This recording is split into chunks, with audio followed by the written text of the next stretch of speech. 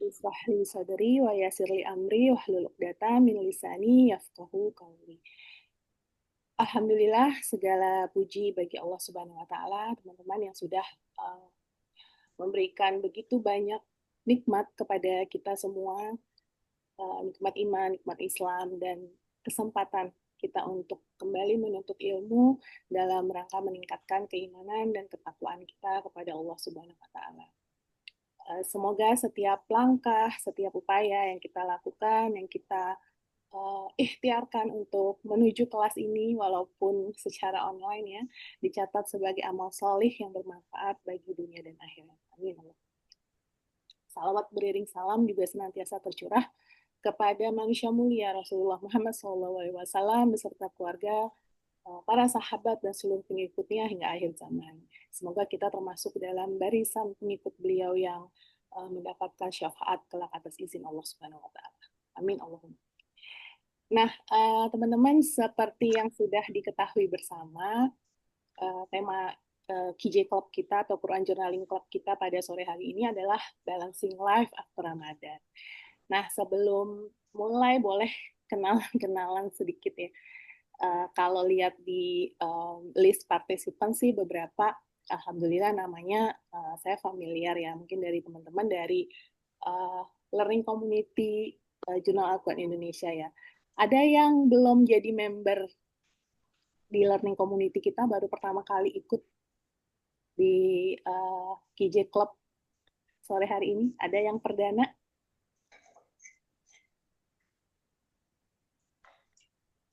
Nah, kalau ada teman-teman yang baru perdana atau baru kenalan nih sama Jurnal Al-Quran Indonesia, nah ada sedikit informasi ya, kita baru buka rekrut member gitu ya. Jadi kalau teman-teman mau belajar bareng, mau tadabur bareng gitu ya, boleh nanti lihat di Instagramnya The Quran Journal ID. Di situ ada informasi untuk rekrut member gitu ya, Learning Community di Telegram. Nah, baik teman-teman, sesuai tema kita pada sore hari ini gitu ya. Ini alhamdulillah ya, kita masih di suasana Syawal ya, izinkan saya mewakili teman-teman dari Jurnal Al-Quran Indonesia mengucapkan taqabbalahu minna wa minkum, taqabbal ya karim. Semoga amal ibadah kita selama bulan Ramadan Allah ridhoi gitu ya, dan Allah terima. Nah, walaupun Ramadannya sudah berlalu nih teman-teman, tapi kita pengen semangat dan ruh Ramadan ini seharusnya tetap hidup gitu ya dalam diri kita. Jadi pengennya tuh pace ibadahnya tuh tetap sama kayak Ramadan gitu.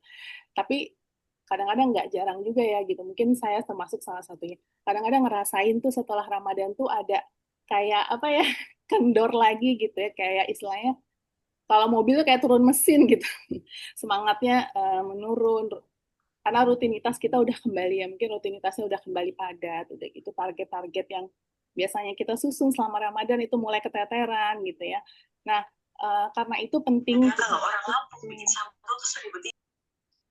untuk kita belajar ya bagaimana menjaga keseimbangan gitu ya antara kondisi spiritualitas kita gitu ya dengan uh, aktivitas kita sehari-hari gitu setelah kita melewati Ramadan. Nah, topik ini nanti akan kita bahas bersama narasumber kita pada sore hari ini. Insya Allah nanti akan dipaparkan oleh Mbak Raguan ya, gitu bagaimana tipsnya kita bisa on track nih dalam menjalani hidup yang seimbang gitu pas sekarang.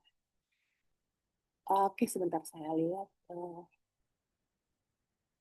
Nah, untuk teman-teman yang baru bergabung gitu ya, baru kenalan sama Jurnal Al-Quran Indonesia, ini sedikit profil ya, di mana kami mempunyai misi untuk memfasilitasi kaum muslim untuk menghidupkan kebiasaan bertadabur dan bertafakur dalam keseharian. Jadi di Jurnal Al-Quran Indonesia untuk mendukung kegiatannya gitu ya, kita juga memproduksi produk-produk jurnal. Nanti boleh teman-teman lihat di Instagram gitu ya, yang bisa membantu gitu ya proses journaling kita. Kemudian ada kelas intensif gitu ya. Juga ada Quran Journaling Club, salah satunya ini yang sedang kita laksanakan sore hari ini. Dan ada learning community di Telegram gitu ya. Di sana kita punya jadwal tadabur gitu ya dengan tema-tema tertentu gitu. Kemudian ada kajian tadabbur Al-Quran tematik ini bersama ustadz ustazah gitu yang memang kita undang gitu ya untuk membersamai proses belajar kita. Kemudian sebentar.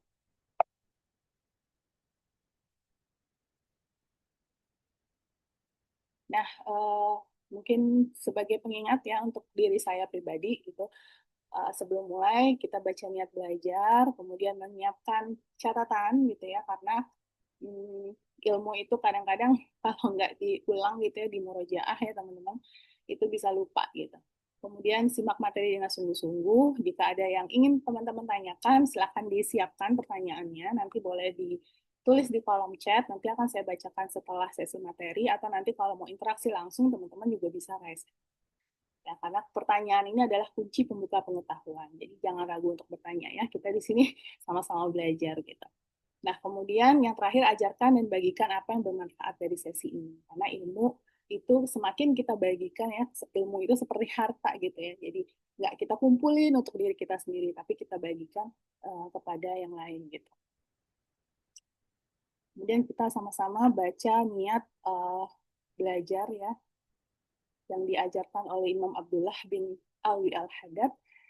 Bismillahirrahmanirrahim. Nawaitu ta'aluma wa ta'lim wa tazakura wa tazkir wa naf'a wal intifah wa naf'a wal intifa'a wal ifadata wal istifadat wal hatha ala tamasuki bi kitabillahi wa sunnati rasulih wa du'a ila huda wa du'a la ta'ala al khair. Kayaknya sinyal saya putus-putus ya. Suara saya terdengar ya teman-teman? Terdengar. Terdengar, Kak. Terdengar, Pak. Ini sinyal. Ulang lagi ya teman-teman ya. Bismillahirrahmanirrahim. Nawaitu ta'aluma wa ta'lim wa tazakura wa tazkir wa naf'a wal intifa'a wal ifadata wal istifadah wal hatha ala tamasuki bi kitabillahi wa sunnati wa rusulih wa du'a ila huda wa du'a ala ta'al khair ibtida'a wa bahilahi wa maradatihi wa qurbihi wa sawabih. Allahumma فتح علينا حكمتك وانصر علينا من خزائن رحمتك يا أرحم الراحمين.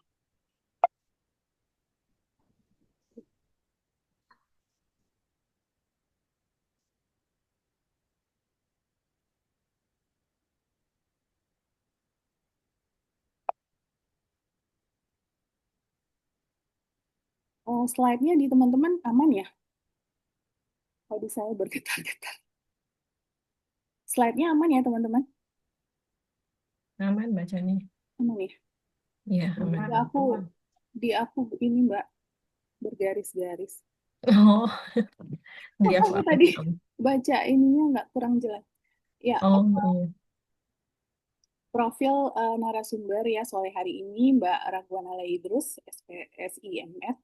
Beliau lulusan S1 Psikologi UIN Malang, S2 Educational Psychology ya, di International Islamic University Malaysia. Beliau juga founder ya dan fasilitator belajar di Quran Journal ID dan penyusun berbagai jenis jurnal refleksi untuk pembiasaan tafakur dan tadabbur. Baik, mungkin itu saja teman-teman pembukaan pada sore hari ini. Kita langsung saja masuk ke pembahasan materi. Kepada Mbak Raguan dipersilakan. Syukron, Mbak Jani. Assalamualaikum warahmatullahi wabarakatuh. Waalaikumsalam. Warahmatullahi wabarakatuh. Warahmatullahi wabarakatuh. Mbak Jani, aku mau dijadiin co-host dong.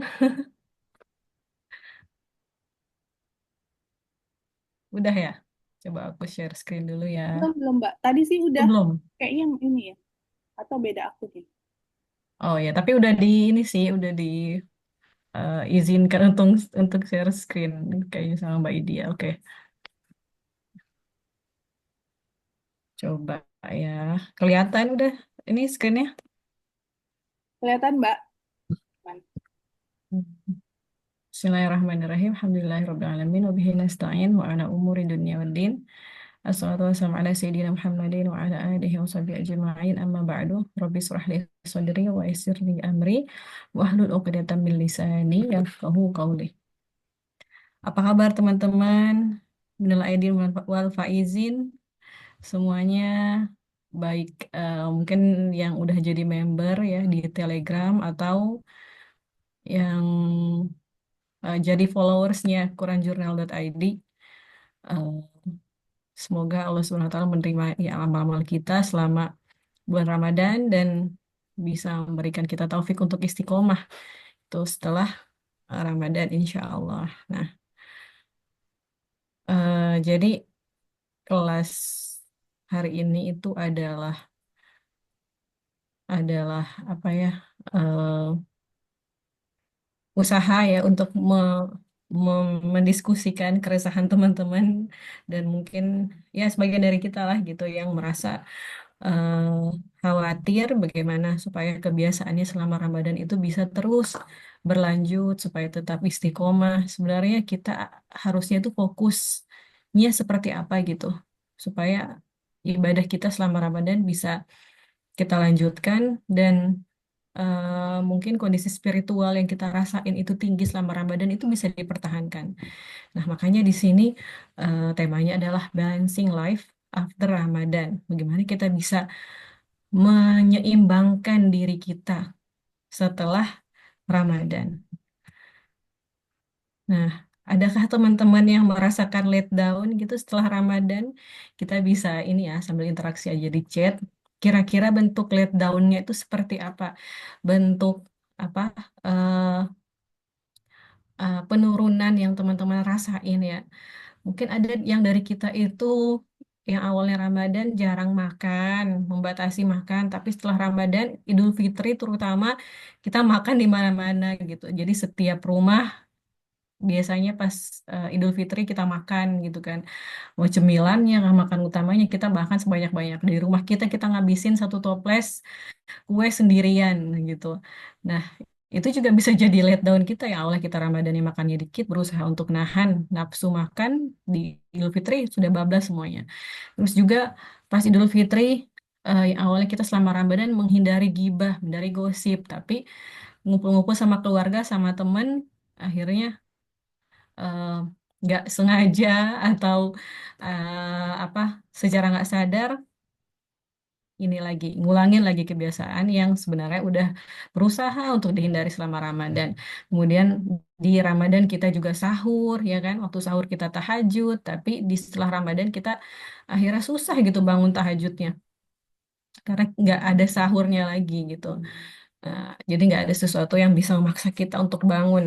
Nah, kita juga mungkin yang selama Ramadan itu berusaha untuk bahkan ada yang hapus Instagram gitu kan. Tapi setelah Ramadan scrolling tanpa henti ya bisa membatasi diri kita. Ini letdown yang mungkin kita hadapi semuanya gitu ya selama eh, apa setelah Idul Fitri gitu terutama. Nah, apakah teman-teman di sini ada yang ngerasain hal yang sama gitu ya? Bisa kita eh, apa namanya sharing-sharing juga di chatnya. Nah, terus pertanyaannya adalah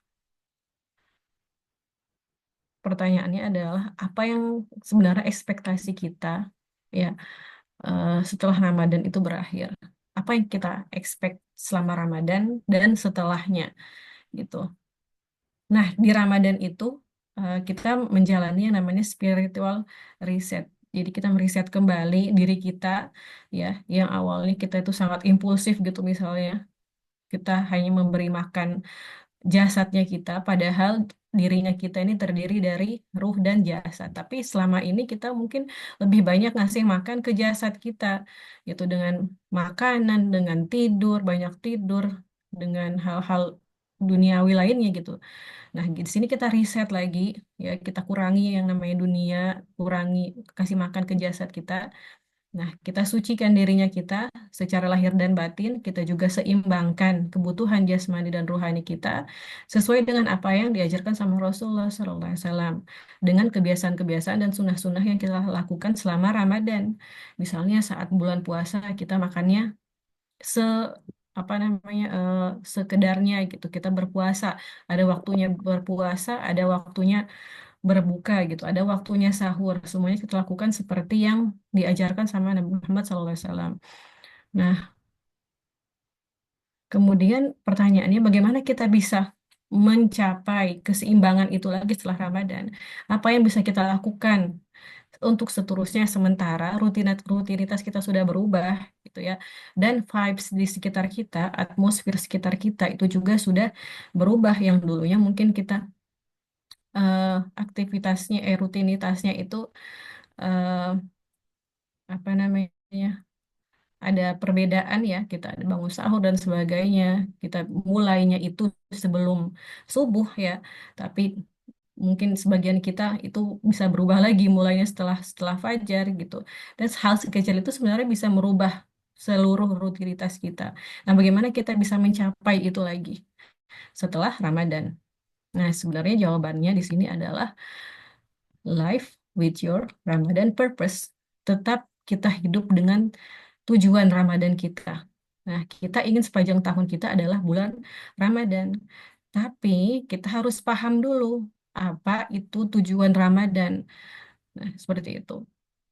Teman-teman mungkin eh, di sini ada yang pernah sebelum Ramadan udah tadabur tentang ayat-ayat tentang puasa Ramadan. Tapi banyak juga orang yang Ramadan itu apa? Ramadan itu puasa aja gitu. Atau Ramadan itu kita ngubah rutinitas aja. Kita banyak-banyakan baca Quran aja. Atau kita eh, apa banyak atau kita terawih gitu. Jadi banyak hal-hal yang identik sama Ramadan. Namun eh, tidak fokus pada tujuannya gitu. Apa sih sebenarnya purpose atau goal di balik semua ibadah-ibadah itu? Nah, kita akan kembali lagi di tujuannya Ramadan. Goalnya apa sih sebenarnya? Soalnya kalau kita mengingat lagi, kalau kita pelajari lagi, kalau kita kembali ke tujuan Ramadan, insya Allah kita akan bisa membawa tujuan itu di luar Ramadan. Itu karena Ramadan ini sebenarnya apa? Dia itu kayak miniatur ya, kayak miniatur kehidupan kita gitu selama setahun.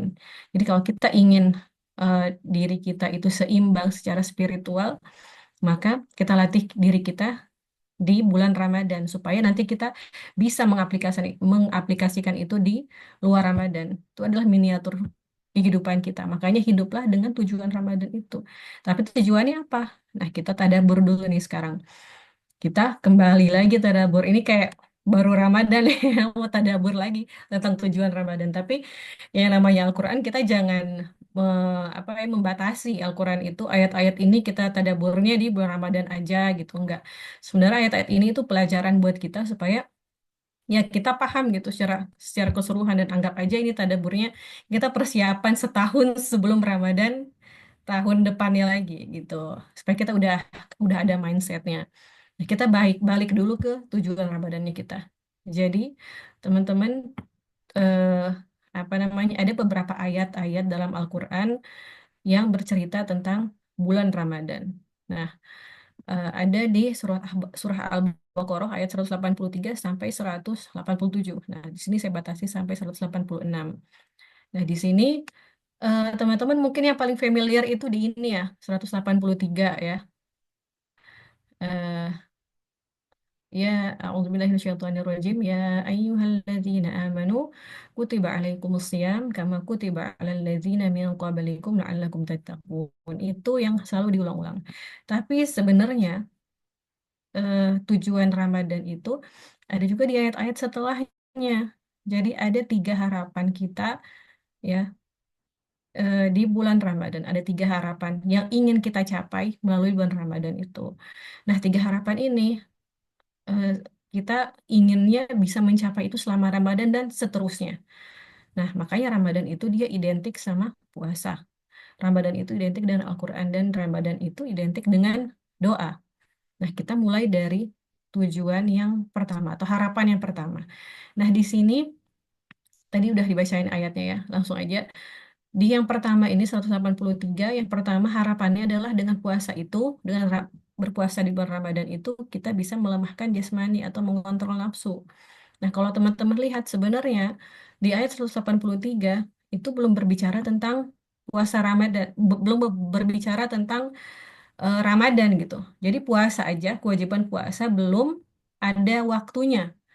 Nah, belum ditentukan, oh bulan Ramadan selama 30 hari itu belum. Tapi puasa itu masih masih diwajibkan sebagaimana praktek yang dilakukan sama orang-orang sebelum kita, sama kaum-kaum terdahulu seperti umatnya Nabi Isa dan Nabi Musa, yaitu 3 hari setiap bulan.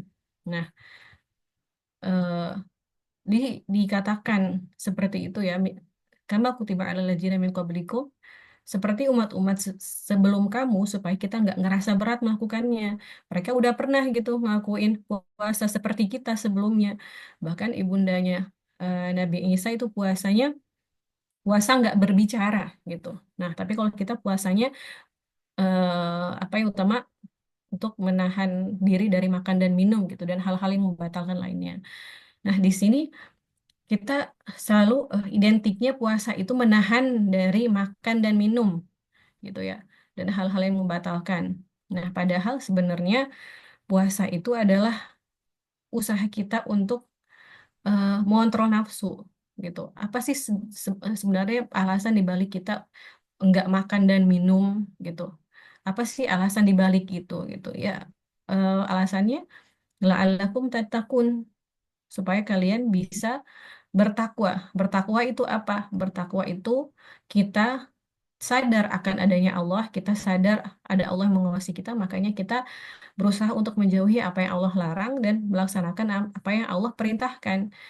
Nah, gitu. Itu adalah takwa. Nah, takwa ini terjadi kalau kita bisa mengontrol mengontrol nafsu kita, melemahkan nafsu kita, gitu.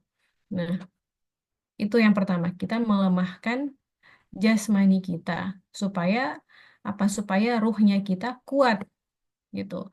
Ya di hari-hari biasanya kita mungkin eh, nafsu kita kuat gitu karena kita ngasih makan nafsu syahwat kita itu. Nah, makanannya nafsu itu adalah ya makanan yang kita makan gitu, makan, tidur dan lain sebagainya.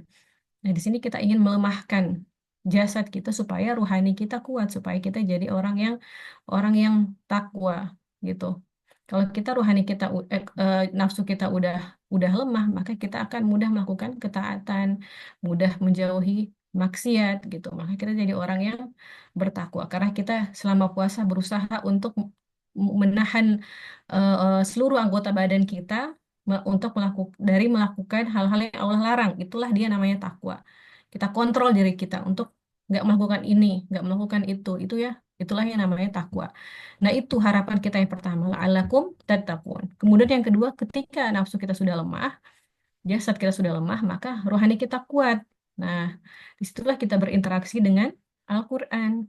Kayak di sini Ramadan itu disebutkan sebagai bulannya Al-Quran. A'udzubillahi minasyaitonirrajim. Syahrul Ramadan alladzi unzila fihil Qur'an hudal linnas wa bayyinatim minal huda wal furqan. Jadi bulan Ramadan itu adalah bulan diturunkan di dalamnya Al-Quran, petunjuk bagi manusia, ya, petunjuk yang umum bagi manusia tentang Allah Subhanahu wa taala, tentang Rasulullah, tentang kehidupan dunia dan akhirat, tentang apa yang membuat kita bahagia gitu ya, tentang hubungan masyarakat, hubungan keluarga dan sebagainya. Kemudian bainah itu adalah disebutkan petunjuk-petunjuk khusus atau hal-hal yang bisa menguatkan keyakinan kita mengenai Al-Qur'an, ya, petunjuk atau penjelas mengenai petunjuk itu, dan furqan yaitu pembeda, ya, pembeda atau hukum-hukum yang membuat kita bisa membedakan apa yang benar apa yang salah. Nah, di sini ketika rohani kita sudah kuat maka kita berinteraksi dengan Al-Quran, tapi interaksi interaksi kita yang diharapkan itu seperti apa? Yang ini tadi, kita menjadikan Al-Quran sebagai huda, kita menjadikan Al-Quran itu sebagai bainah, kita cari tahu apa itu apa bainah yang menambah keyakinan kita ya mengenai Allah dan mengenai agama ini, dan juga kita jadikan Al-Quran itu sebagai furqan, dalam hidup kita. Nah, seperti itu. Makanya di selama Ramadan kita nggak hanya lomba hatam-hataman Quran aja gitu, tapi kita berusaha untuk ini mengamalkan, mempelajari gitu ya. Bagaimana kita me- mengatakan Al-Quran itu petunjuk kalau kita nggak paham gitu. Misalnya kita buka mapnya itu bahasanya bahasa Cina gitu kan misalnya.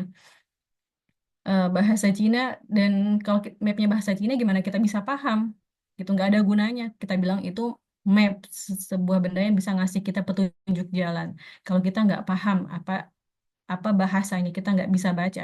Gitu juga dengan Al-Quran, kita bilang Al-Quran itu petunjuk tapi kita nggak berusaha untuk paham apa maknanya, terus apalagi kita tidak berusaha untuk mengamalkannya. Itu makanya di selama Ramadan itu sebenarnya ini ya tujuannya kita, harapannya apa? Agar kita bersyukur. Nah, ketika kita sudah menjadikan Al-Quran ini sebagai huda, bainah, Furqan, petunjuk hidup, maka eh, ibaratnya itu seperti makanan bagi ruh. Nah, kita tadi udah eh, apa menahan diri, mengurangi makanan pada jasad kita, jasmani kita. Sekarang waktunya kita memberi makan pada ruh kita. Ruh kita itu butuh makanannya Al-Quran. Nah, ketika ruh kita kasih makan dengan Al-Quran, maka dia kenyang. Nah, ketika ruh kita kenyang, maka kita akan bersyukur. Gitu.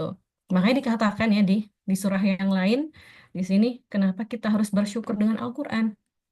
Ya, di surat Yunus ayat 57 sampai 58.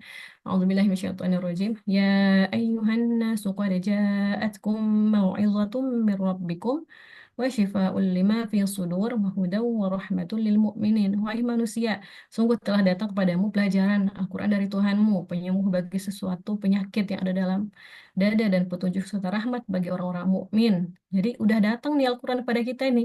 Banyak banget hal kenikmatan gitu, keutamaan dari Al-Quran yang bisa menyembuhkan kita ya, di dalam dada kita penyakit-penyakitnya, isinya petunjuk bagi hidup kita, rahmat bagi kita.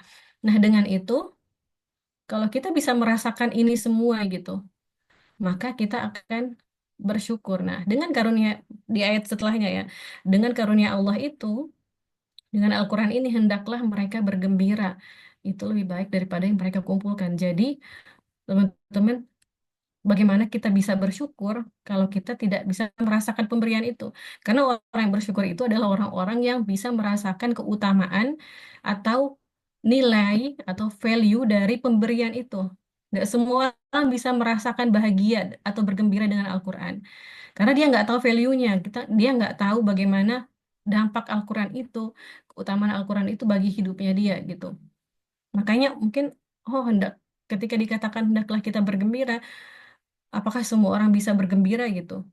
Nah, makanya yang supaya kita bisa merasakan syukur itu, maka kita harus merasakan dulu benar-benar value-nya Al-Quran bagi hidup kita. Kita jadikan dulu Al-Quran itu, kita coba tadabburi eh, maknanya, kita amalkan. Disitulah kita bisa ngerasain nanti kita nggak akan bisa hidup tanpa Al-Quran itu. Saking Al-Quran itu sudah ngasih dampak bagi hidup kita, sudah memperbaiki diri kita.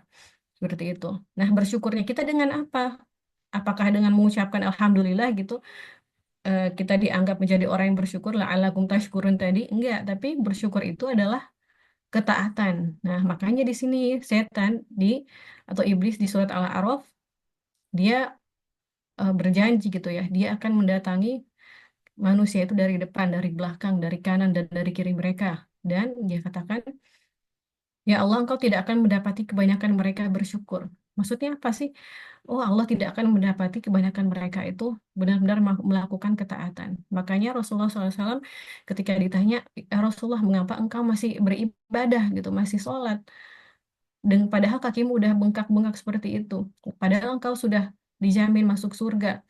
Terus Rasulullah bilang, apakah salah gitu? Apakah tidak boleh aku menjadi hambanya yang bersyukur? Nah, oh iya ya ternyata syukur itu adalah ketaatan. Nah, ketika kita sudah mengisi rohani kita dengan Al-Quran, maka di situ kita menjadi orang yang bersyukur, menjadi orang yang semakin taat, gitu.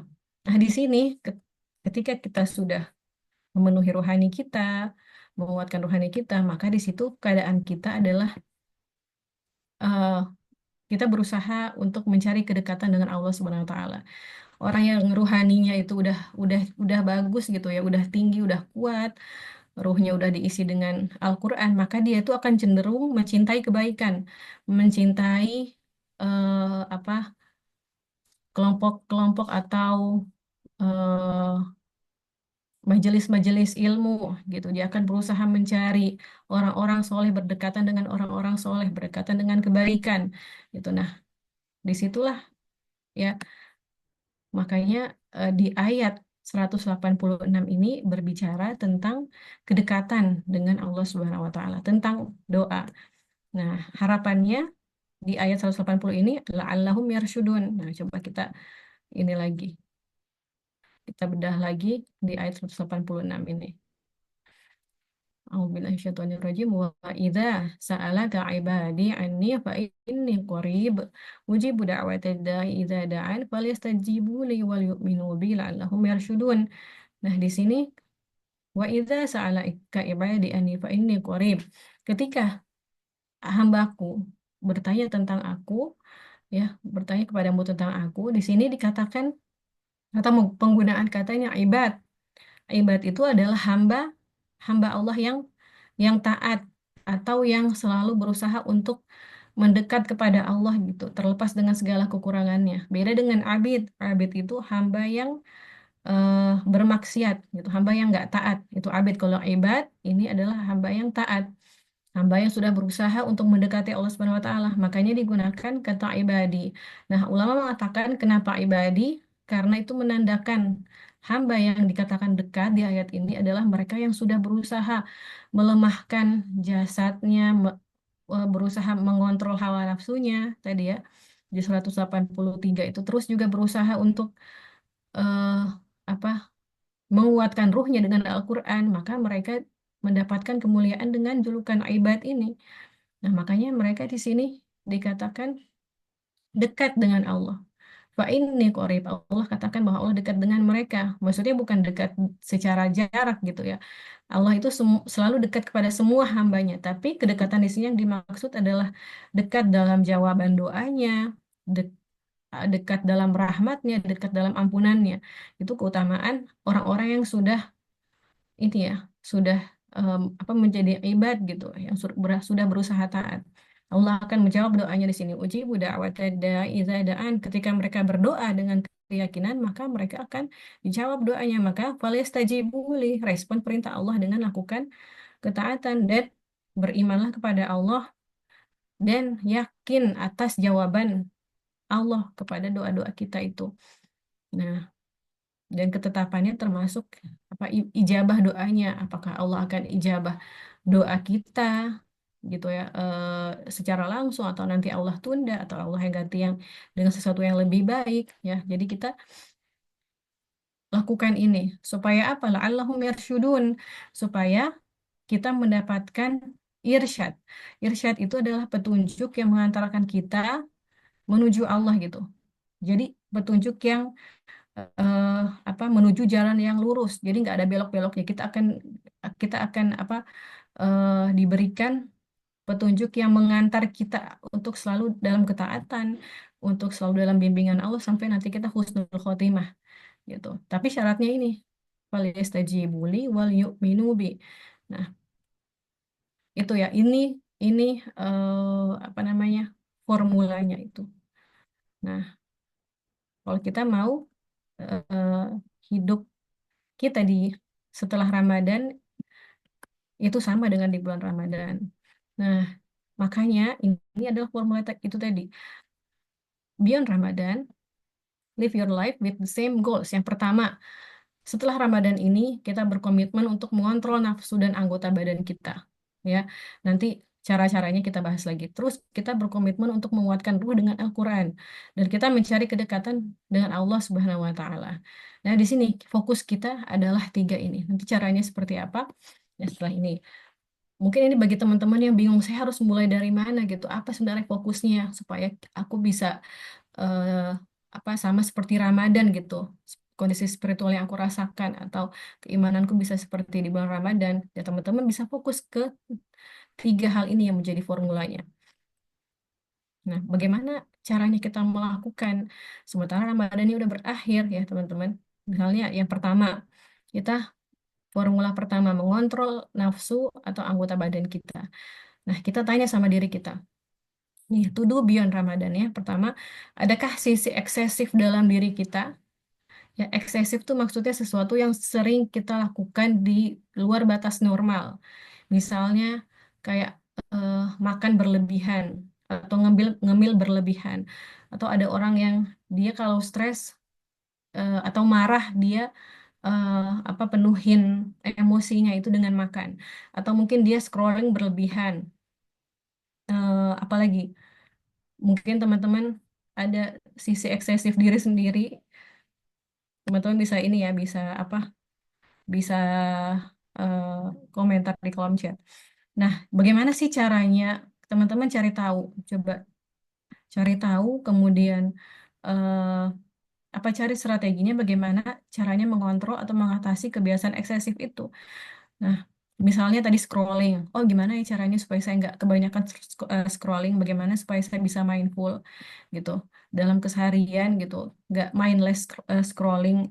Itu teman-teman cari misalnya dengan belajar mindfulness gitu, belajar mindful eating supaya nggak makan dengan berlebihan atau apapun itu, misalnya nonton YouTube berlebihan gitu misalnya. Ya, berarti harus batasi penggunaan YouTube, pakai cara kasih time apa tuh ada pengaturannya, settingnya gitu ya, setting time-nya.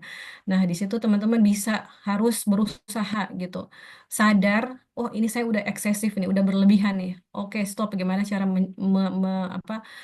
menghentikan kebiasaan eksesif ini gitu. Terus em, kita harus punya kesadaran, atau sebenarnya kita punya kesadaran itu gitu.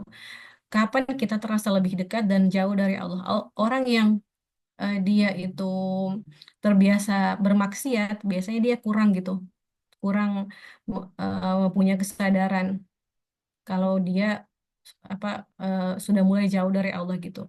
Nah, padahal dalam diri kita ada fitrah. Nah, fitrah dan cahaya dalam diri kita itu sebenarnya yang bisa ngasih petunjuk kita nih. Oh, eh, kalau aku ngelakuin ini, maksiat ini itu pasti ada rasa bersalah atau ada rasa mungkin mulai jauh dari Allah gitu. Perasaan itu pasti ada karena Allah sudah titipkan fitrah dalam diri kita. Nah, fitrah itu bisa semakin berkurang atau semakin redup kalau kita banyak bermaksiat. Makanya teman-teman kalau mau fitrah itu menguat, mau apa eh, biasanya orang bilangnya itu nurani gitu ya, yang bisa membantu kita itu untuk eh, apa menilai diri kita, mengevaluasi diri kita ini saya udah bener nggak atau saya udah kebanyakan maksiat nggak gitu. Nah, kalau teman-teman udah bisa ngerasain seperti itu, bisa menilai diri teman-teman, maka ketika teman-teman udah kebanyakan melakukan kelalaian, berarti di situ nanti eh, apa fitrah dalam diri teman-teman itu akan eh, apa akan terasa gitu, ada rasa bersalah atau teman-teman jadi mungkin eh, ngerasa malas untuk ibadah gitu. Jadi rasa malas untuk ibadah itu juga sebenarnya apa sign gitu, tanda bahwa oh ya berarti saya udah kebanyakan melakukan hal-hal yang lalai gitu, dengan mungkin itu hal yang mubah aja tapi udah berlebihan gitu. Misalnya kayak nonton berlebihan gitu. Karena udah banyak melakukan hal mubah tapi eh, hal mubah tapi berlebihan. Nah, itu bisa bikin lalai dan lalai itu bisa bikin kita malas ibadah. Makanya kita harus sadar dulu, terus kita tinggalkan apa yang buat kita lalai gitu. Nah, di sini emang kita harus punya banyak-banyak self awareness. Kita harus kenal diri kita. Nah, kapan kita ngerasa spiritually high gitu, lagi tinggi kondisi spiritual kita, kapan kita lagi turun, kita harus sadar gitu. Nah, kalau kita merasa nggak ada bedanya, berarti ada yang salah gitu selama ini. Kita kurang aware sama diri kita. Nah, kemudian kita juga harus biasain puasa sunnah untuk melemahkan nafsu kita. atau latih kontrol diri kita untuk nggak langsung memenuhi semua keinginan. Nah, eh, ini termasuk juga orang-orang yang atau perempuan-perempuan yang sedang haid. Jadi jangan ngerasa atau menganggap kita sedang haid dan kita bisa makan sepuasnya gitu ketika bulan Ramadan gitu misalnya.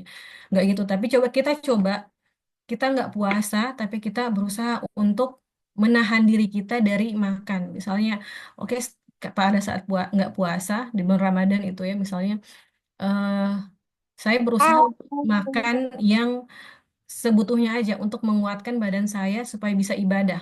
Saya nggak ngemil, saya nggak makan apa, saya nggak nge-GoFood dan sebagainya. Itu untuk apa? Melatih diri kita untuk nggak ngikutin nafsu. Oh pengen ini ya, craving ini beli pengen ini beli gitu. Jadi kalau kita udah terbiasa me, apa menuruti apa yang kita inginkan gitu atau craving kita itu bisa menguatkan nafsu kita gitu. Jadi latih diri kita walaupun kita nggak puasa, kita latih untuk berpikir lagi gitu tentang keinginan kita. Oh, pengen nge-GoFood ini, oh ini karena craving atau memang saya lagi butuh gitu, karena lapar, karena atau apa. Jadi jangan semua hal yang kita inginkan langsung kita penuhi gitu. Kita latih diri kita. Itu namanya bagian juga dari mujahadah kita untuk melemahkan syahwat. Jadi teman-teman di sini memang untuk mengontrol nafsu dan anggota badan ini butuh self awareness teman-teman dan latihan, butuh yang namanya mujahadah. Nah, kemudian teman-teman kalau udah berusaha untuk melakukan ini teman-teman akan rasain eh, kondisi spiritual yang berbeda gitu. Ibadahnya jadi lebih ibadahnya itu akan jadi lebih mudah dilakukan ya. Eh, Kemudian teman-teman akan mudah untuk menjauhi hal-hal yang bisa melalaikan. Nah, di sini ada juga eh, satu anjuran ya di bulan Syawal ini yaitu puasa 6 hari. Apa virtunya, apa hikmahnya gitu, apa kemuliaannya. Jadi di sini barang siapa yang berpuasa Ramadan, kemudian diikutinya dengan 6 hari di bulan Syawal, maka seakan-akan dia berpuasa selama setahun penuh. Nah, ada yang mengatakan bahwa ini misalnya 30 hari dikali 10, itu kan 300, terus 6 dikali 10, 60, jadi 360. Jadi seakan-akan udah setahun gitu kan. Jadi berpuasanya seakan-akan udah setahun penuh karena 360 hari. Nah, gitu. Dan ada satu lagi nih yang apa eh, eh, kemuliaan dari puasa Syawal ini dia bisa menjadi retainer bagi kebiasaan di bulan Ramadan. Jadi ketika berpikir tentang puasa Syawal ini sebenarnya saya jadi teringat gitu dengan yang namanya retainer ini. Jadi dulu saya punya saya dulu punya saya dulu pernah pakai apa kawat gigi. Nah, mungkin teman-teman ada yang pernah pakai kawat gigi juga. Nah, retainer itu adalah alat yang dipakai ketika kita udah ngelepas kawat gigi. Nah, fungsinya supaya kita bisa mempertahankan lagi bentuk gigi supaya nggak kembali lagi seperti sebelum memakai kawat gigi itu supaya tetap bagus. Nah, retainer itu harus dipakai gitu. Kalau nggak dipakai dia kembali lagi. Nah, gitu juga seperti puasa 6 hari di bulan Syawal. Jadi setelah kita itu berbuka puasa ya, udah nggak puasa lagi karena di kalau di Idul Fitri kita dilarang gitu ya untuk berpuasa. Kita di situ harus makan gitu, harus bersyukur gitu ya di Idul Fitri itu. Maka di situ kita makan tuh ya, makan semuanya, melakukan hal-hal yang menyenangkan gitu. Nah, di situ setelah itu kita disuruh untuk berpuasa supaya ditahan lagi nih di ini lagi eh di apa ingin ingin dipertahankan lagi nih kebiasaan yang sudah ada ya supaya nggak hilang sama sekali. Makanya Habib Ali Jufri juga beliau katakan walaupun di Idul Fitri kita harus tetap eh, menjaga tilawah kita, tilawah Al-Quran. Nah, karena itu beliau katakan walaupun cuma 1 lembar aja kita baca di Idul Fitri, itu lebih baik untuk menjaga kita agar tetap istiqomah. Gitu juga seperti puasa Syawal ini. Nah ya, kita puasa Syawal supaya kebiasaan kita ya, kebiasaan puasa kita, kebiasaan sholat malam kita ya di waktu sahur itu, kebiasaan baca Quran kita dan kontrol diri kita itu masih menetap. Nah, itu eh, salah satu hikmahnya dari puasa Syawal itu. Nah, di situ kita bisa puasa 6 hari berturut-turut atau kita bisa puasa 6 hari secara tidak berturut-turut gitu ya, bisa diselang-seling. Nah, setelah puasa 6 hari kita bisa lanjut lagi puasa-puasa sunnah yang lain gitu di bulan depan atau di bulan yang sama kita bisa ganti puasa kita dan sebagainya. Ini retainer kita, makanya penting kita untuk bisa puasa sunnah. Nah, kemudian formula kedua kita kuatkan ruh dengan Al-Quran. Jadi teman-teman jangan sampai setelah Ramadan ini hilang gitu hubungannya dengan Al-Quran, putus hubungan dengan Al-Quran. Karena ini salah satu formula kita gitu untuk mendapatkan irsyad gitu tadi, mendapatkan kedekatan dengan Allah, untuk kita bisa mencapai Allah Subhanahu wa taala itu dengan Al-Quran gitu teman-teman. Jadi jangan sampai kita hilang atau putus hubungan kita dengan Al-Quran. Nah, apa yang kita bisa lakukan tuduhnya? Yang pertama, jangan putus tilawah setiap hari, sesuaikan dengan porsi teman-teman sendiri. Misalnya kalau Imam Abdul Ahad itu beliau menyarankan 1 juz per hari, tapi teman-teman bisa sesuaikan dengan kemampuan teman-teman masing-masing gitu. Misalnya ada yang bisanya 5 lembar aja, atau yang masih mulai mulai ingin istiqomah gitu dari sedikit aja, sesuai porsi masing-masing.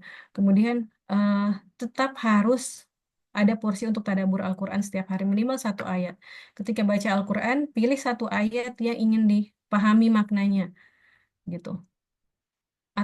Seperti apapun gitu ya cara cara teman-teman, pendekatan teman-teman ya, misalnya saat baca Quran pilih 1 ayat atau ada satu buku eh, apa yang isinya mungkin ayat-ayat tematik bisa dipilih dari situ. Pokoknya jangan teman-teman juga berhenti dari tadabur karena tujuan Al-Quran itu diturunkan ya untuk ditadaburi, bukan hanya sekedar dibaca. Dan kalau kita kembali ke tujuan tadi ya, udah linnas, bagaimana kita mau jadikan Al-Quran petunjuk kalau kita nggak tadaburi gitu. Jadi supaya interaksi kita seperti yang diinginkan Al-Quran, maka kita harus tadabbur. Kemudian juga tafakuri ayat-ayatnya ya, tanda-tanda Allah Subhanahu wa taala di dalam kehidupan kita. Eh, Peristiwa-peristiwa yang terjadi gitu atau pelajaran dari Al-Quran kita kaitkan dengan kehidupan kita gitu ya. Kita juga amalkan tuntunan Al-Quran, apa yang Allah katakan tentang interaksi kita kepada orang lain itu kita amalkan. Misalnya kita memaafkan, kita kita ada masalah sama orang lain, jangan ikutin nafsu kita gitu. Kalau Allah dalam Al-Quran perintahkan kita untuk memaafkan, maka kita berusaha gitu untuk melawan nafsu kita, kita maafkan gitu.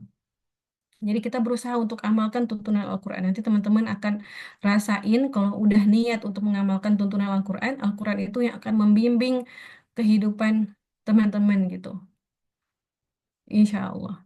Kemudian bisa juga bergabung dalam komunitas belajar Al-Quran. Nah, seperti sekarang kita lagi buka open member, itu gratis teman-teman. Tinggal masuk aja. Nanti insya Allah situ kita bisa eh, saling support, saling berbagi supaya kita bisa terus bertadabur setiap pekan gitu, belajar bareng. Nah, itu formula yang kedua. Yang ketiga, kita mencari kedekatan dengan Allah Subhanahu wa taala. Kita berusaha untuk menjadi ibad, hamba Allah yang taat setiap saat. Nah, itu tadi ya, kita berusaha untuk melawan nafsu kita, menguatkan roh kita supaya kita menjadi eh, ibad itu tadi. Terus kita juga hadirkan perasaan muraqabah, selalu dekat sama Allah, Allah selalu awasi kita. Cek diri kita sekarang, apakah kita ini lagi merasa dekat atau jauh. Seperti itu tadi ya, kita sebenarnya bisa ngerasain sendiri gitu. Kalau kita lagi malas ibadah, jangan-jangan kita lagi jauh gitu dari Allah Subhanahu wa taala. Terus kita selalu terhubung dengan Allah melalui banyak doa supaya kita jadi orang yang irsyad itu tadi. Nah, siapa orang yang sudah mendapatkan irsyad, orang yang punya petunjuk itu? Nabi Muhammad SAW. Nabi Muhammad itu adalah orang yang selalu hidupnya itu diisi dengan doa. Mau bangun tidur doa. Terus keluar rumah doa, semuanya doa, sampai tidur lagi itu doa. Gitu. Jadi kita berusaha untuk seperti Nabi Muhammad SAW, hiasi diri kita terhubung dengan Allah melalui banyak-banyak doa. Hadapi semuanya itu dengan doa. Apapun yang kita hadapi, susah, senang, kita berdoa sama Allah gitu supaya kita selalu terhubung sama Allah, selalu mendapatkan irsyad itu tadi. Orang yang terhubung sama Allah pasti dia akan selalu dekat gitu kan. Allah selalu dengar dia gitu. Terus kita kuatkan keyakinan kepada Allah Subhanahu wa taala, kuatkan keyakinan kita dalam hidup ini ya, dalam rezeki apapun itu, dalam doa, semuanya kita kuatkan, kita berusaha gitu. Cuma namanya manusia kadang dia ragu sama Allah, tapi yang penting usaha kita, ya Allah saya nggak mau gitu. Ketika misalnya ada masalah, ya Allah saya ingin yakin sama Engkau gitu, walaupun saya ini masih ragu, masih imanku masih lemah, nggak apa-apa. Kita akui kelemahan kita supaya nanti insya Allah Allah kuatkan keyakinan kita. Dan penting juga untuk tafakur, ya tafakur tentang apa tentang alam semesta ini ya, tafakur tentang diri kita, tafakur tentang peristiwa-peristiwa di sekitar kita. Jadi tafakur itu ya teman-teman, kontemplasi, berpikir tentang keciptaan Allah itu dan kejadian-kejadian sekitar kita itu bisa menguatkan keyakinan. Nah, makanya eh, apa Al-Ghazali itu Imam Al-Ghazali punya di Ihya Ulumuddin itu eh, ada babnya ya. Jadi tafakur sesaat itu lebih dari ibadah setahun karena tafakur itu bisa menguatkan keyakinan kita kepada Allah Subhanahu wa taala. Jadi harus punya waktu untuk tafakur, untuk merenung, untuk diam gitu, untuk punya silent moment supaya kita bisa berpikir. Nah, ini juga bisa dilakukan sambil journaling, teman-teman. Oh iya ya, saya mendapatkan kenikmatan ini hari ini gitu. Oh, kalau bukan karena Allah, saya nggak bisa mencapai ini. Saya nggak akan bisa keluar dari masalah ini. Itu hal-hal yang bisa menguatkan keyakinan kita kepada Allah Subhanahu wa taala. Nah, kemudian kerjakan amal-amal yang bisa mendekatkan kita kepada Allah. Apa amal-amal yang utama? Apa amal-amal yang Allah senangi gitu. Itu kita cari tahu ya, kita cari tahu gitu dengan sengaja kita cari tahu apa sih gitu.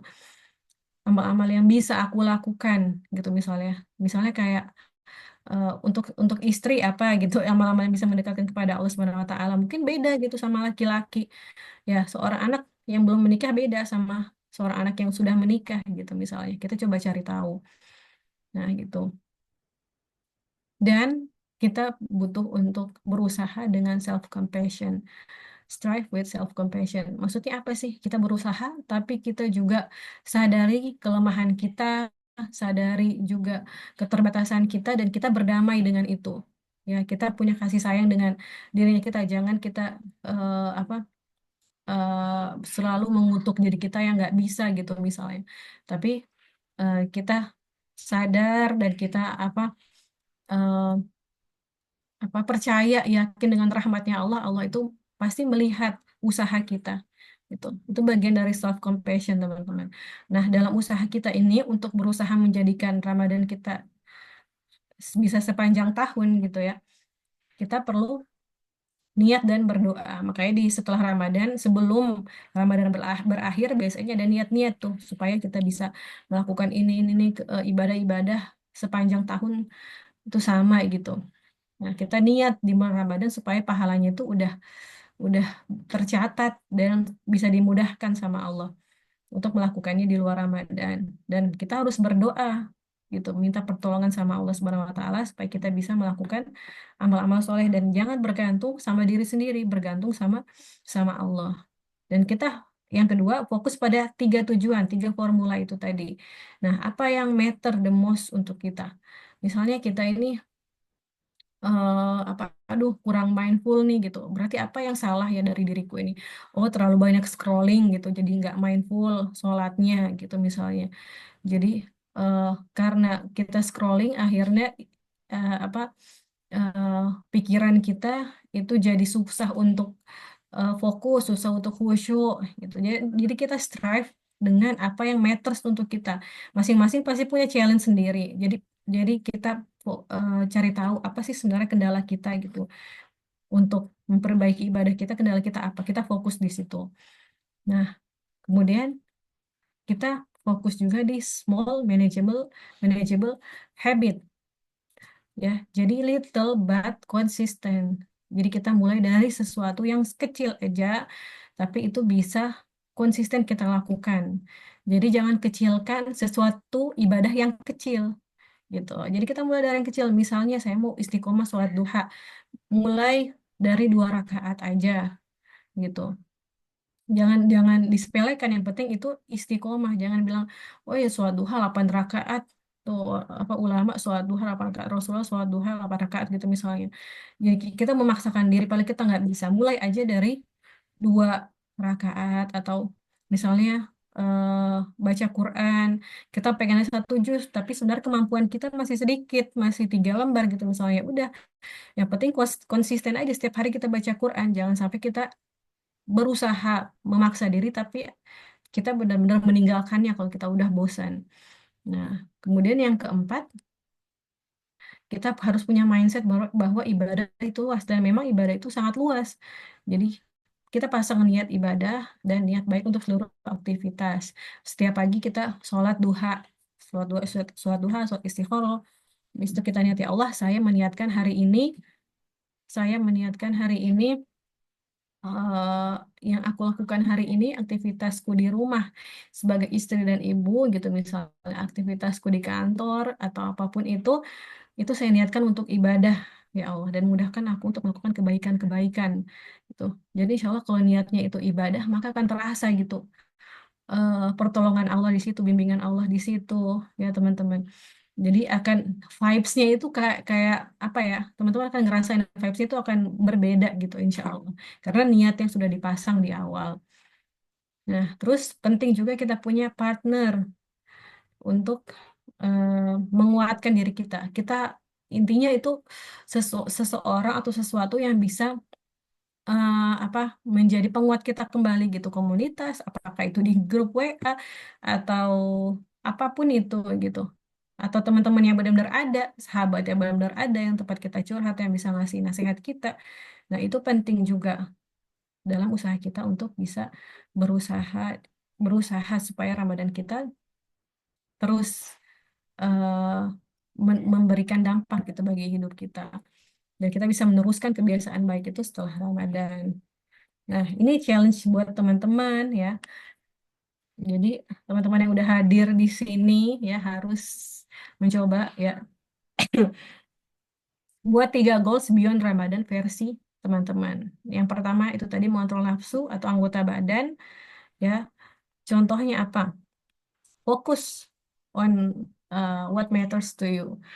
M- Misalnya, oh, aduh saya nggak bisa ninggalin gosip gitu. Tapi ada sebagian orang yang dia bisa ninggalin gosip, bisa gitu. Alhamdulillah dia bisa, karena mungkin dia tinggal sendiri di satu tempat yang jarang ketemu orang. Tapi dia jadi banyak scrolling gitu karena nggak ada teman gitu misalnya ya.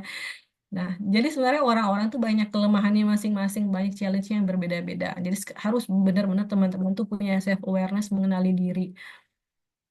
Nah, itu yang kedua.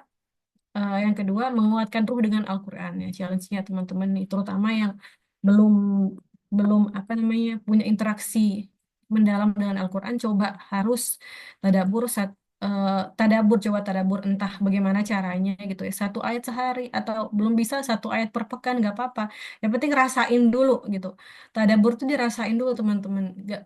Dia tuh bukan kayak habit yang oke, checklist hari ini, besok checklist gitu, enggak. Tapi tadabbur itu bisa menjadi suatu kebutuhan kalau kita udah rasain nikmatnya dan kebutuhannya. Kayak makan gitu ya. Kayak makan, kita makan karena kita ngerasa butuh. Gitu juga tadabbur. Teman-teman bisa konsisten kalau ngerasain kenikmatan atau manfaat tadabbur itu bagi diri teman-teman. Gitu. Jadi perlu dibiasain supaya nanti bisa ngerasain manfaatnya. Nah, jadi kita kuatkan ruh dan Al-Quran dengan interaksi yang lebih lagi gitu. Interaksi yang nggak putus gitu dengan Al-Quran. Jadi kembali lagi ke apa? Ke kondisi masing-masing gitu. Silahkan seperti apa mau di challenge diri sendiri. Terus yang ketiga, mencari kedekatan dengan Allah Subhanahu Wa Taala. Seperti apa? Misalnya dengan mungkin selama ini dia eh, begini ya, misalnya kita kita sebagai sebagai muslim, kita tuh benar-benar sholat 5 waktu, tapi kita terputus gitu koneksinya sama Allah karena sholat hanya sholat gitu. Kita jarang zikir, kita jarang ingat Allah kalau kita senang gitu kan, kita jarang berdoa. gitu. Kita ngerasa doa-doa itu hanya lafal-lafal aja gitu, tapi kalau kita lagi sedih, apakah kita langsung doa sama Allah? Enggak, biasanya. Kita mikir dulu macam-macam, nyari inspirasi dari Instagram atau TikTok gitu kan, yang bisa jadi penyemangat kita gitu kan, kuat-kuat apa gitu. Tapi apakah kita pernah langsung ke Allah gitu? Minta ya Allah gimana nih, apakah kita pernah gitu, padahal kita sholat 5 waktu tapi koneksi kita terputus. Nah makanya kita harus hubungkan lagi gitu, kita mencari kedekatan dengan Allah, misalkan hafal doa-doa baru, atau kita pelajari makna dari doa yang selama ini kita udah hafal gitu, karena kadang kita doa tapi kita nggak tahu maknanya, jadi doa itu kering gitu, nggak ada nggak ada nggak ada ruhnya, atau kita nggak benar-benar minta karena kita nggak tahu itu isinya doa itu apa gitu. Atau mungkin kita ingin sholawat lebih banyak, kita pengen istighfar lebih banyak, apapun yang kira-kira itu bisa mendekatkan kita dengan Allah Subhanahu wa Ta'ala. Nah, ini teman-teman bisa cari gitu ya, seperti apa. Nah, silakan di challenge sendiri, dan itu aja Mbak Chani, insya Allah eh, sharing dari aku gitu ya, semoga bisa membantu teman-teman yang ingin Ramadannya bisa sepanjang tahun gitu, insya Allah. Allah alam, kembaliin lagi sama Mbak Chani. Ya, alhamdulillah rabbil alamin. Jazakillah khair Mbak Raguan untuk materinya. Ya, aku baru lihat kita kayak hijabnya kayak janjian. Iya benar, sama slide-nya juga loh. Masya Allah. Ya, ya teman-teman tadi alhamdulillah materi yang disampaikan Mbak Guan tadi alhamdulillah inspiratif banget ya. Jadi semoga bisa membantu kita menyeimbangkan lagi kondisi spiritualitas kita gitu ya pasca Ramadan. Karena mungkin kalau Ramadan tuh kita lebih mudah kali ya Mbak ya untuk bisa ada di tahap spiritual yang ya kalau bisa dibilang high gitu ya. Karena kan rutinitas kita tuh kan mulai dari apa namanya di siang hari kita puasa, terus juga mungkin kalau teman-teman ada yang punya target kayak misalnya one day one juice gitu kan tilawah udah gitu nanti malamnya kita tarawih ya kan qiyamulail terus sahur gitu jadi kayaknya tuh dalam 24 jam itu kan apa ibadahnya tuh kayak Iya, berkesinambungan gitu ya Mbak jadi terkondisi gitu ya. gitu jadinya memang biasanya kita lebih lebih apa ya itu tadi kondisi spiritual kita lebih lebih high gitu di Ramadan. Nah, untuk teman-teman yang mau bertanya, kalau ada pertanyaan atau mau sharing, boleh ketik di kolom chat atau mau raise hand juga boleh, biar kita langsung interaksi gitu ya. Kalau yang nggak ada uzur, boleh dong dibuka camnya sambil kita kenalan-kenalan gitu ya. Iya, kalau ada yang mau sharing misalnya, "Oh, aku nih punya Tips gitu ya, Mbak. punya tips ya, caranya gimana gitu buat bisa konsisten gitu." Nah, Boleh. aku pernah denger nih eh, kalimat yang baca nih. We don't we we don't worship Ramadan gitu. We worship Allah. Jadi kita nggak beribadah, kita nggak mengibadahi atau kita nggak menyembah Ramadan gitu, tapi menyembah Allah, dan menyembah Allah itu bisa kapan aja gitu. Jadi jangan kita misalnya setelah Ramadan akhirnya kita eh, berhenti gitu untuk ibadahnya. Ya itu kata-kata yang menampar gitu ya sebenarnya buat saya juga. Iya benar. Bahasa bayinya tuh kita bukan hambanya Ramadan gitu ya, Mbak. Mm-mm. Masya Kita Allah. bukan hambanya Rahman, tapi hambanya Allah setiap saat gitu. Boleh silakan teman-teman. Kalau ada yang mau sharing, mau bertanya, atau mau apa namanya, mungkin punya pernah uh, dapat tips dari mana gitu ya. Dari Mbak Miftah Amalia, benar banget Mbak. Buan, salah satu yang saya rasakan highlight penting yaitu support system teman taat. Nah, iya benar banget. Komunitas seperti Quran Jurnal ini jadi booster dan melekatkan vibes tadabbur Al-Quran. Benar banget ya, Mbak Buan. Kita emang butuh support system ya kalau mau Benar-benar. istiqomah. Ya, alhamdulillah mudah-mudahan di sini juga ada teman-teman, kalau ada teman-teman member learning community Quran Journal gitu ya, mungkin boleh berbagi pengalamannya gitu selama bergabung di Quran Journal gitu kan, pengalaman tadaburnya gitu, mungkin bisa jadi inspirasi gitu ya buat teman-teman yang mungkin masih mikir-mikir nih, mau join nggak ya, mau join. Ini sudah ada pertanyaan ya Mbak Gwan ya dari Kak Farah Al-Jufri. Untuk menghafal ayat Al-Quran di bulan Ramadan itu rasanya lebih mudah dibandingkan setelah Ramadan. Ada tips nggak Kak agar setelah Ramadan hafalan Al-Quran dapat lebih mudah dan mutqin? Jadi harus tahu dulu nih rasanya lebih mudah itu kenapa gitu. Apa karena rutinitasnya atau karena apa? Nah, kalau misalnya lebih mudah karena saya bisa hafalinnya itu pas waktu sahur gitu misalnya. Karena apa kalau hafal Quran itu memang butuh strategi gitu, butuh kayak manajemen waktu. Nah, kita harus tahu dulu nih waktu-waktu yang bisa kita pakai gitu untuk hafalan, untuk murojaah, kita harus tahu dulu nih. Misalnya saya bisanya di waktu ini, misalnya di waktu ini. Dan juga itu tadi perlu apa namanya? Support system. Jadi butuh guru, butuh komunitas dan eh iya kalau bisa misalnya di rumahnya itu ada apa ya, ada masjid atau ada halaqah Quran bisa ikut itu gitu karena itu lebih mudah dibanding kalau kita hafal sendiri gitu. Mungkin bisa sharing selama ini seperti apa nanti apa ya bisa itu sih dicari tahu dari segi itunya dari support sistemnya atau mungkin dari manajemen waktunya kayak gitu. Ya, baik. Mungkin dari kegiatan juga kali ya Mbak Gwan ya. Ketika Ramadan itu emang fokusnya mau ibadah gitu, jadi menghafal itu kayak mungkin lebih mudah gitu ya. Ini ada lagi Mbak pertanyaan dari Mbak Karimah Zahro. Saya ibu dengan 3 anak usia dini. Bagaimana tipsnya supaya kebiasaan-kebiasaan ibadah zaman single bisa terbentuk lagi? Kalau ini kita perlu sadari ya, jadi kalau udah jadi ibu itu memang banyak perubahan yang terjadi ya, dari diri kita sendiri gitu ya. Kemudian dari kondisi kita, makanya masa-masa punya anak kecil itu disebut wahnan ala wahnin gitu dari apa stage yang berat yang bertambah-tambah gitu. Dan memang ya akan bertambah-tambah gitu keletihannya selama kita punya anak dari kecil, kemudian dia menjadi besar terus usia dini dan Allah Subhanahu wa taala sebenarnya udah ngasih keutamaan kita dengan menjadi ibu ya dengan menjadi istri masa-masa kita merawat anak itu adalah ibadah gitu dan terkadang memang nggak bisa kita apa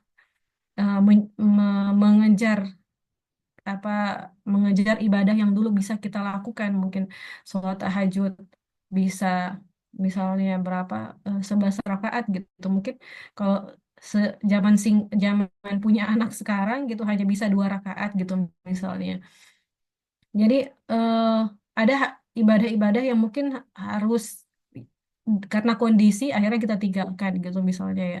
Tapi ada ibadah-ibadah juga yang masih bisa kita teruskan misalnya kayak yang mudah gitu misalnya kayak sholat duha kita bisa ambil waktu kita cari waktu di mana apa namanya kita punya waktu yang lebih luang gitu misalnya ketika anak-anak lagi tidur atau ketika anak lagi di luar jadi kita cari ibadah yang itu bisa gitu dengan kondisi kita kalau misalnya nggak bisa nggak apa-apa kita niatkan apa-apa yang kita lakukan di rumah itu sebagai ibadah gitu dan ya itu tadi lakukan aja tapi mungkin dengan porsi yang sedikit gitu misalnya ada beberapa ibadah yang bisa kita teruskan misalnya kayak itu yang mudah-mudah gitu ya kayak sholat sunnah gitu sholat sunnah tertentu gitu misalnya kayak sholat duha satu aja sholat sunnah yang kita eh, apa yang kita istiqomahkan gitu misalnya sholat duha atau misalnya kita istiqomahkan sholawat gitu jadi eh, jangan terlalu memaksakan diri kalau akhirnya kita merasa jadi apa merasa bersalah gitu tapi kita pertama harus sadari juga keterbatasan kita dan kita sadari juga kalau sebenarnya kondisi kita sekarang itu banyak kemuliaannya. Allah jadikan kita eh, punya anak itu sebenarnya ladang ibadah, ladang jihad kita juga. Dan kerjakan apa-apa yang bisa aja, yang bisa aja kita lakukan dengan istiqomah gitu, dengan sesuai kondisi kita kayak gitu. Ya, Gitu, Mbak Jadi mungkin bacanya ada tips juga nih, ya tadi berarti yang lebih senior. relate berarti sama yang Mbak Gwen bilang tadi little but consistent gitu ya Mbak.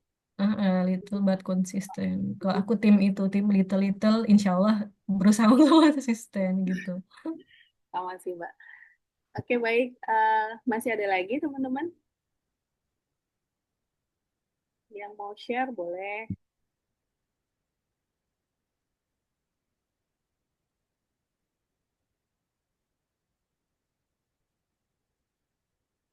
Kayaknya sudah dibaca semua ya Mbak Gwen. Ya, sudah insya Allah.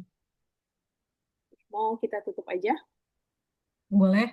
Jangan lupa teman-teman, tapi kalau misalnya ingin punya komunitas ya support system bisa ikutan apa open recruitment-nya. Insya Allah kita akan mulai tadabbur surah Asyam sebulan depan ya Mbak Jani. Dan insya Allah juga ada kegiatan-kegiatan lainnya. Itu insya Allah yang berkaitan dengan tadabbur Quran. Teman-teman ditunggu ya yang mau daftar. Kita masih buka sampai tanggal 1 Mei ya. Tanggal 1 Mei pendaftarannya masih kita buka dan nanti kita langsung masuk tadabbur surat Asyam. Karena kita ini kemarin tadabbur juz 30 ya, Mbak Gwan ya. Jadi Iya, sempat betul. break waktu Ramadan kita isi dengan kegiatan lain.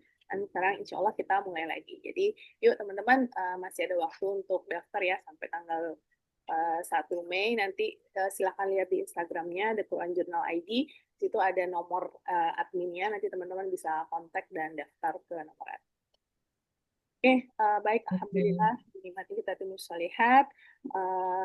Kita sudah merampungkan talabul ilmi kita pada sore hari ini. Semoga apa yang disampaikan Mbak Gwan bisa bermanfaat untuk kita semua, untuk teman-teman semua. Semoga kita bisa sama-sama saling menguatkan ya untuk membalancing gitu ya kondisi spiritual kita dan semoga target-target kebaikan yang kita susun sama Ramadan itu masih tetap bisa kita istiqomah kita laksanakan walaupun setelah Ramadan dan semoga kita masih dipertemukan lagi dengan Ramadan di tahun depan. Amin. Sehat selalu buat Mbak Gwan dan keluarga. Terima kasih untuk ilmunya, untuk waktunya. Dan seperti pemberitahuan tadi ya teman-teman, untuk yang mau berbagi insight, silakan nanti akan ada template ya, template untuk teman-teman sharing insight-nya. Nanti insya Allah akan di-share sama Mbak Dinda di grup ya. Jadi silakan bagikan, diposting, nanti tag ke Quran Journal ID. Semoga menjadi ilmu yang bermanfaat untuk kita dan juga yang lain gitu ya, menjadi amal jariah bagi kita. Amin. Allah. Baik, sebelum ditutup, saya mewakili teman-teman dari Jurnal Al-Quran Indonesia mengucapkan jazakumullah khairan atas partisipasi teman-teman semua sampai akhir kelas ini. Mohon maaf atas segala kekurangan. Terima kasih sekali lagi. Sebelum ditutup, marilah kita mengucapkan istighfar, hamdalah, dan doa kafaratul majelis. Astagfirullahaladzim, astagfirullahaladzim, astagfirullahaladzim. Alhamdulillahirabbil alamin. Subhanakallahumma wa bihamdik, asyhadu an la ilaha illa anta, astaghfiruka wa atubu ilaik. Wassalamualaikum warahmatullahi wabarakatuh. Assalamualaikum Waalaikumsalam warahmatullahi wabarakatuh. Assalamualaikum warahmatullahi wabarakatuh.